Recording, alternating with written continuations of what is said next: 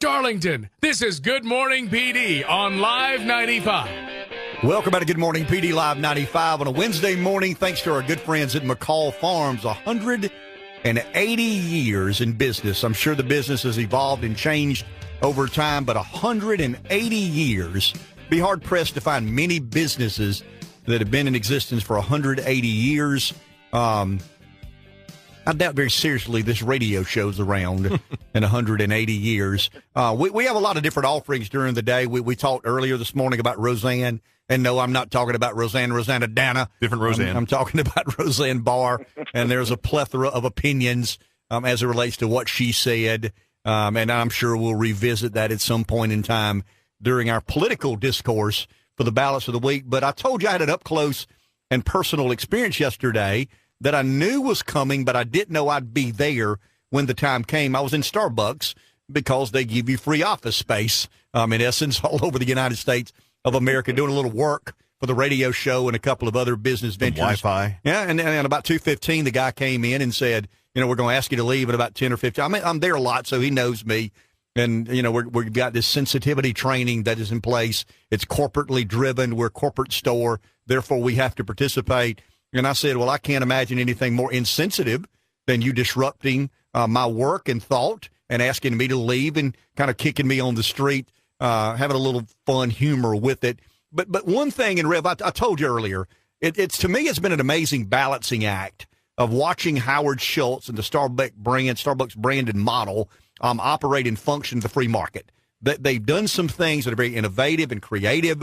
That they have high energy employees that appear to have passion for what they do. And to me, as an entrepreneur, that's always interesting to me. It's always curious for me to watch. How do you create passion among young people to get them to want to make cups of coffee and lattes? And then ancillarily, they have this political perspective, and it's very outspoken. It's very much relevant in their business model. And, they had an episode in Philadelphia in a store last month that they regret. They believe they had some issues in relation to that particular instance and some others around the country. And they are introducing training to their employees in corporately owned stores. And this morning we have somebody who is familiar with this realm and this world. He's a business strategist. He's heads up training for Ziglar International. He works with business owners across the country. Michael Ray Newman. Good morning, Michael. Thanks for joining us. No worries, brother. Good morning, Ken. How you doing? I'm doing well. Explain to us what you believe this training does for Starbucks. Well, yesterday's training, I believe, was 100% PR move. But do I believe it was sincere? Yes, I do. I believe ongoing and time will. They could have easily closed their stores, or they could have easily not closed their stores and had their employees all come in 2 hours earlier, stay 2 hours later, done it in segments. But this was more posturing to try to let the community know that they have implemented the culture of change and staying relevant. You alluded to it. I think they do have a great model. And I spend a ton of time at Starbucks all over the country because I take advantage of that free Wi-Fi, and I'm an entrepreneur business guy myself. So do I believe that they are sincere? Yes, I do. I think that, and it will show in their ongoing training.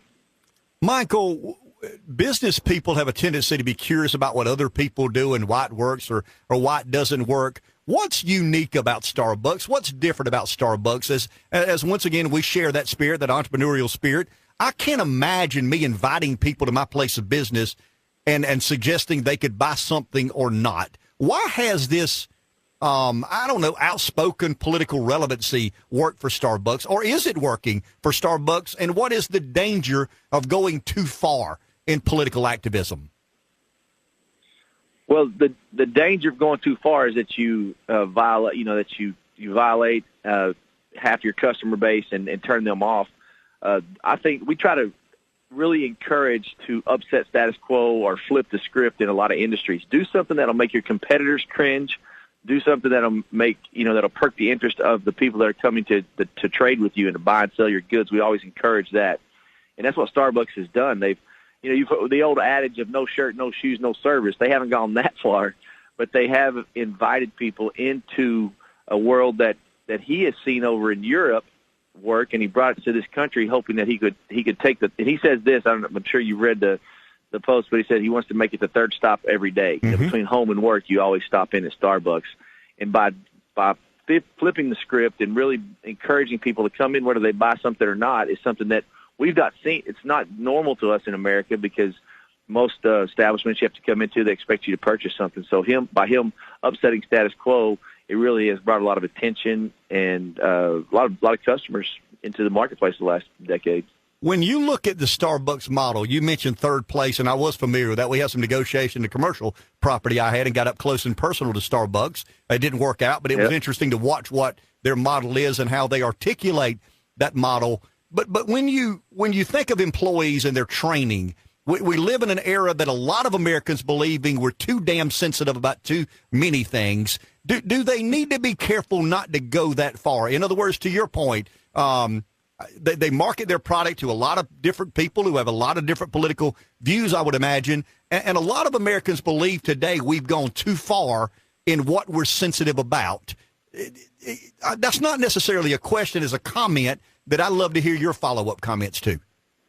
Well, I can tell you that I agree with you about that. We've gone a little too far in a lot of times of being a little too sensitive. But understand this, it doesn't matter if you're a small business owner or big corporate, because we've seen it all when it comes to that, and we've worked in those spaces. You have two customers. You have your external customer, the people that buy and sell your goods, and we also have our internal customers. And when 2008 came, the recession, the last 6 or 7 years as we've come out of that and if companies have thrived, we've really focused on our external customers, giving them transparency, giving them the tools to come in and purchase from us, worrying about their environment. And our internal customers, we have taught them how to, in this case, Starbucks, how to make a great cup of coffee, how to work your cash register. But we've really missed on this. The gap is these soft skills and on how to be able to relate and communicate with our customers coming in. And secondly, these new workers coming into the workplace, Starbucks hires a lot of brand new people that are coming in, young people. You mentioned it earlier, coming into the workspace and motivating them to do it. But they haven't taught those people the soft skills. And basically what we were taught growing up is just treat people like you want to be treated, right? Just be nice. So a lot of times people panic and they don't make the right decisions, but they're also, that person got fired, that manager got fired, but, that manager, could he have had better training or she have had better training? And is that process and procedure, was that not in place for Starbucks and now they're putting it in place? I think that may have been the case. Michael, last question. Once again, appreciate your time. I have a political past. I found out the hard way.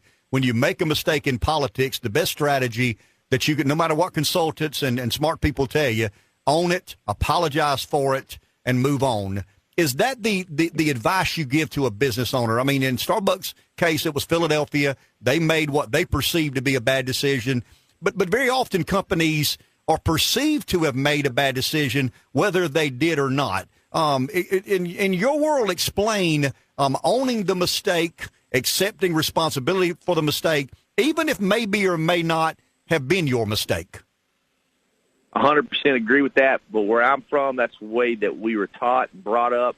And that's what we need to get back to, is that grassroots of raising my hand, let me take ownership, and let's work together and let me and consult with Benny. That's where true wisdom comes from, right? And if you have the transparency or the perception of transparency that you're willing to, hey, I own the mistake, I've consulted with many people, what do you guys think? Let's come in and let's make this right.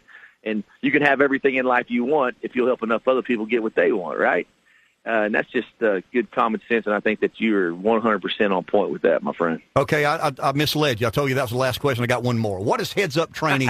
What is heads-up trainer or training for Zig Ziglar International? Oh, we train large companies and small companies. We do a lot of business strategy training, and really a lot of what this is right here, a lot of sales, leadership, generational communication. It's really, the industry's really taken off the last 6 years, and the training industry's up 28% just in the United States. Michael, appreciate your time. I appreciate you asking. No, thank you very much for your time, and enjoyed having you. Thank you, Ken. Take care.